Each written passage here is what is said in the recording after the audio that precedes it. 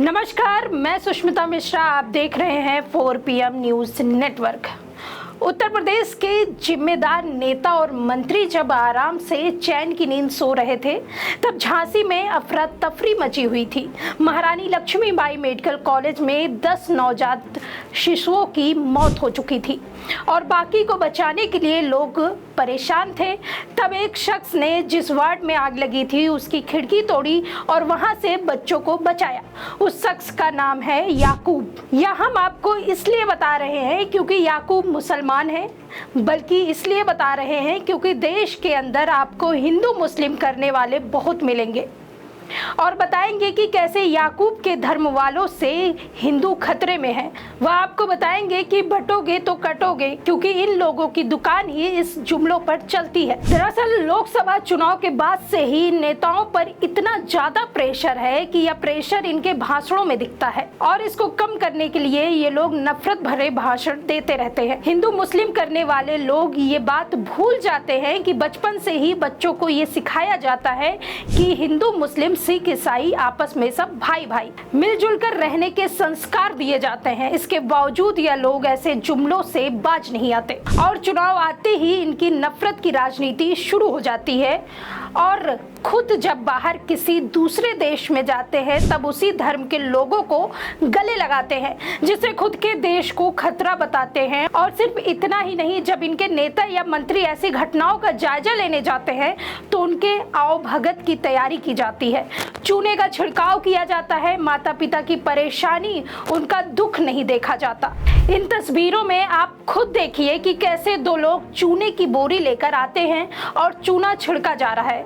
यानी कि जिस जगह 10 नवजात बच्चों की मौत हो गई है, 10 घरों की खुशियों पर ग्रहण लग गया है, वहां भी मंत्री जी को VIP ट्रीटमेंट चाहिए। वाह भाई वाह, ऐसे नमूनेबाजी के तो क्या ही कहना। खैर, याकूब से जब पूछा गया कि बच्चों को कैसे बचाया तो उसने क्या कुछ बताया, आप खुद ही देख लीजिए। पहचान नहीं पा रहे हैं ऐसे आदमी को। इधर देखिए सर, जब उस वक्त आग लगी तब आप कहाँ थे? वहीं पे थे, हम बाढ़ पे थे। कैसे सूचना आपको मिली, क्या आपको जानकारी मिली? क्या मैम लोग बुलाती कि बच्चों को दूध ले आओ, तो कुछ माँ थी जो दूध पिलाने गई अपने बच्चों को, और वो एक लेडीज अंदर गई तो उसको पता चला कि यहाँ पर आग फैली हुई है। वो चिल्ला कर बाहर आई कि यहाँ पर आग, तो हम लोग फिर सब अंदर चले गए। लेकिन जहाँ से मैम बोलती थी कि आने के लिए, वहाँ से नहीं जा पाया कोई। पीछे खिड़की थी, वहाँ हमने खिड़की तोड़ी, फिर हम लोग अंदर गए, फिर काफ़ी बच्चों को निकाला वहाँ से।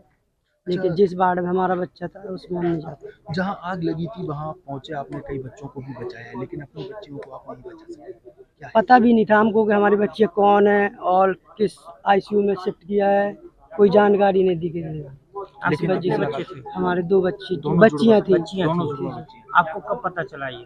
हमें तो पता उसी टाइम चल गया था ना, जब हम निकाल रहे थे बच्चों को, हाँ। लेकिन समझ नहीं पाए कुछ। दोनों बच्चे क्या स्थिति है उनकी? वो खत्म हो गई। खत्म हो गई। कहाँ के रहने वाले हैं? राठ राठ के। कब से भर्ती थी? 9 तारीख।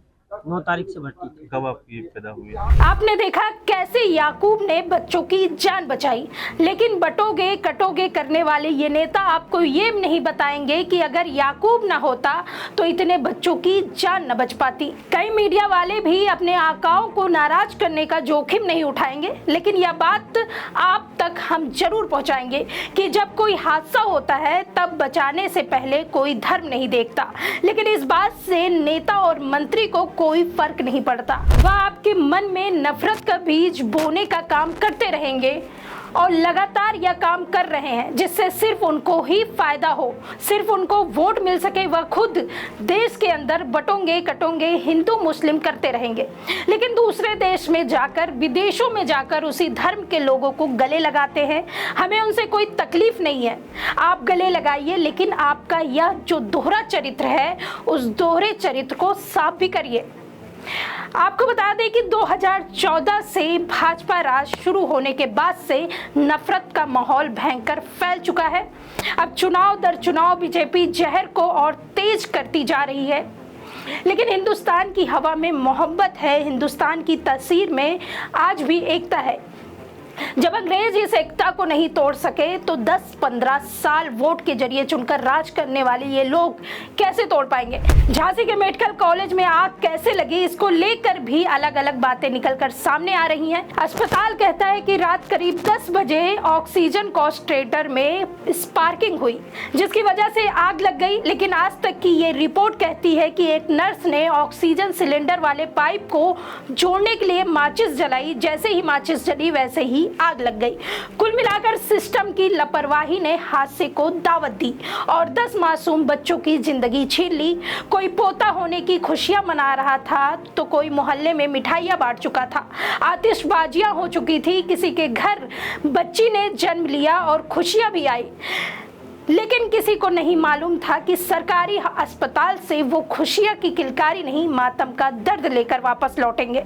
इतने दर्द के बीच जो मंत्री जी के रास्ते में चूना बिछा रहा था वो कितना निर्दयी होगा, इसका अंदाजा लगा पाना बेहद मुश्किल है। फिलहाल इस खबर के बारे में आप क्या सोचते हैं, अपनी राय कमेंट बॉक्स में जरूर बताइए। तब तक के लिए देखते रहिए 4 PM न्यूज़ नेटवर्क। मैं सुष्मिता, नमस्कार।